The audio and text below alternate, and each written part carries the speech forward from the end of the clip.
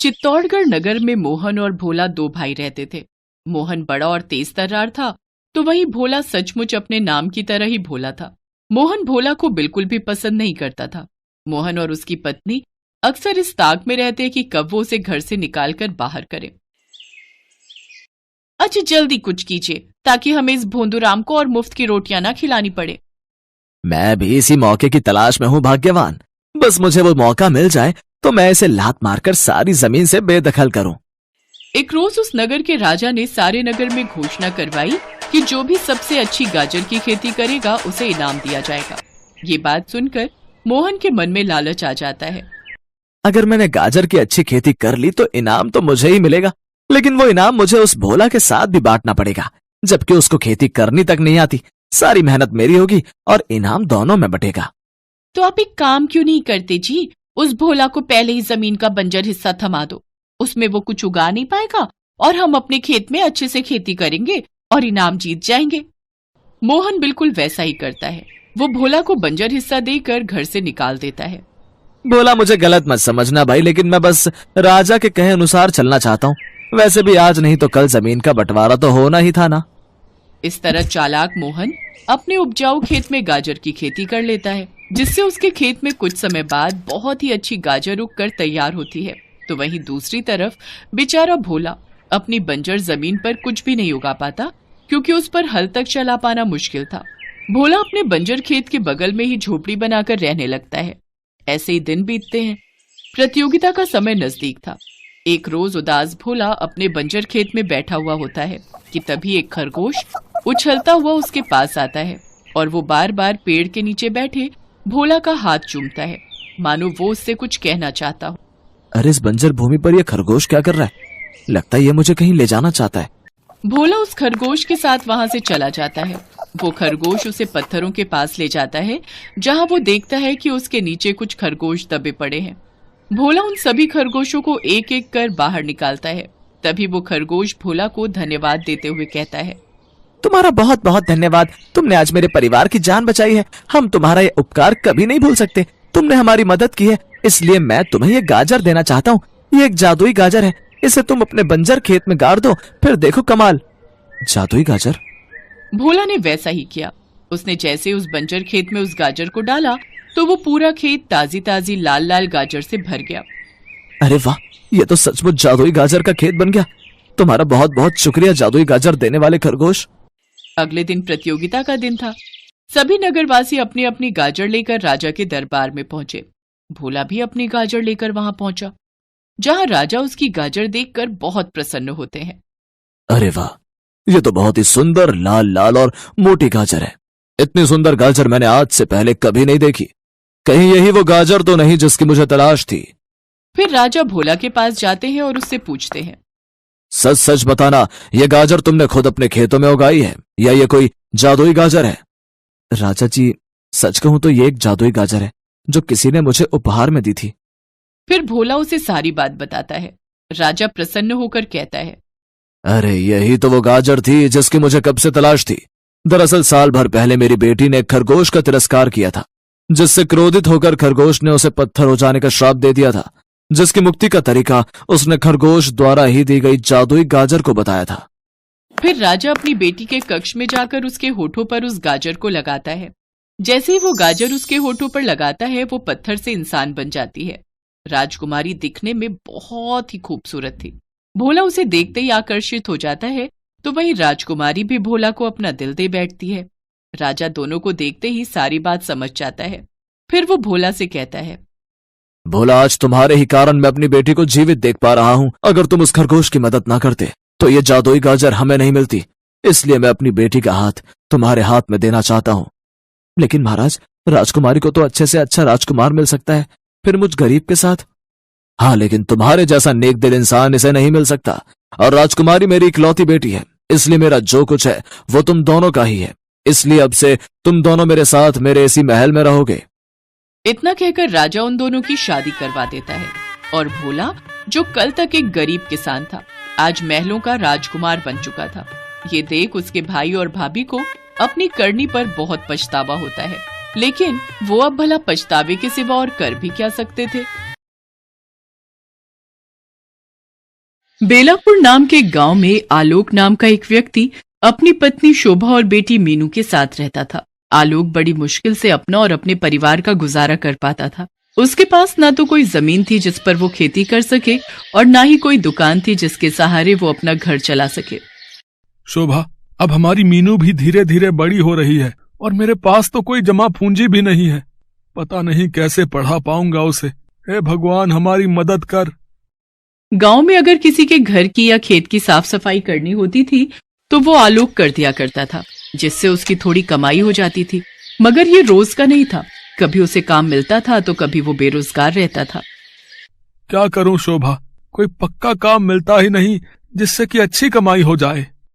आलोक किसी पक्के काम की तलाश में निकल पड़ता है। काम तलाशते तलाशते उसे शाम हो जाती है और वो घर आ जाता है। शोभा, अगर कुछ खाने के लिए बनाया है तो दे दे, मुझे बहुत जोरों की भूख लग रही है। जी, आज के लिए थोड़ा सा आटा और सब्जी बची थी, वो बना दी है, पर ना जाने कल का क्या होगा। ओहो, अब क्या कर सकते हैं, जो है वही ला दे। मैं खुद काम की तलाश में सुबह से भटक रहा हूँ, लेकिन कहीं काम नहीं मिल रहा। मैं तो परेशान हो चुका हूँ। जी, आप दुखी मत होइए, भगवान ने चाहा तो जल्दी ही हमारे अच्छे दिन आएंगे। आज तो ये रोटी सब्जी नसीब हो गई, लेकिन पता नहीं कल ये भी मिल पाएगी या नहीं।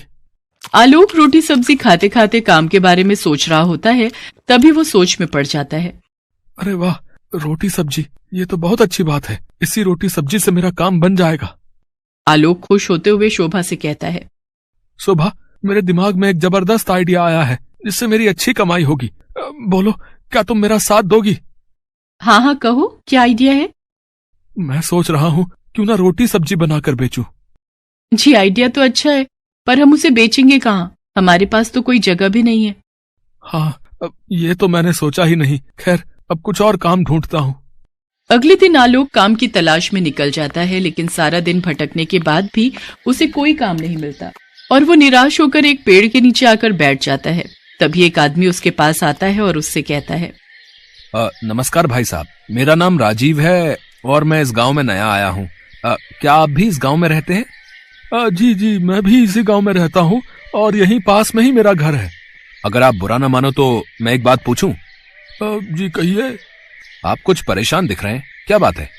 जी, दरअसल मैं काम की तलाश में हूँ, लेकिन कहीं बात नहीं बन रही। सोचा था कुछ बनाकर बेचूंगा, लेकिन उसके लिए जगह नहीं है मेरे पास। जगह नहीं है मतलब? मतलब मेरा घर बहुत ही छोटा है और मेरे पास इतने पैसे नहीं है कि मैं नई जगह खरीद सकूं। ओहो, तो ये बात है। वैसे मैं आपकी मदद कर सकता हूँ। मेरे पास इस गांव में बहुत सारी जमीन है। अगर आप चाहें तो उस जगह का इस्तेमाल कर सकते हैं। क्या सच में? और जब आपकी कमाई अच्छी होने लगे तो उसमें से कुछ पैसे आप मुझे भी दे दीजिएगा। जी, आपका बहुत बहुत शुक्रिया। राजीव आलोक को अपनी जमीन दिखा देता है, जिसके बाद आलोक वहां पर अपना रोटी सब्जी बेचने का काम शुरू कर देता है। साथ ही शोभा भी आलोक की मदद के लिए आ जाया करती थी। आलोक की रोटी बिजनेस का काम बहुत अच्छे से चलने लग जाता है। सभी को उसकी रोटी सब्जी बहुत पसंद आती है। उसकी दुकान पर ग्राहकों की भीड़ लग जाया करती है। आलोक अच्छी कमाई करने लग जाता है।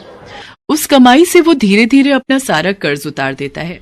फिर एक दिन वो राजीव के घर जाता है। अरे आलोक भाई, आओ आओ, क्या हाल है आपके? आज मेरे यहाँ कैसे आना हुआ? जी मैं बिल्कुल ठीक हूँ। ये रहे आपके पैसे। बुरे वक्त में आपने मेरा साथ दिया, उसके लिए आपका बहुत बहुत धन्यवाद। इसके बाद आलोक हर महीने राजीव को पैसे देने लगता है। एक दिन राजीव पैसे लेते हुए कहता है, आलोक, मैं तुम्हारी मेहनत देखकर बहुत खुश हूँ। मैं सोच रहा था मैं ये जमीन तुम्हारे नाम ही कर देता हूँ। इसके बदले तुमसे जितना हो सके उतने पैसे मुझे देते रहना। अब ये क्या बात कर रहे हैं? आपकी जमीन अब मेरे नाम?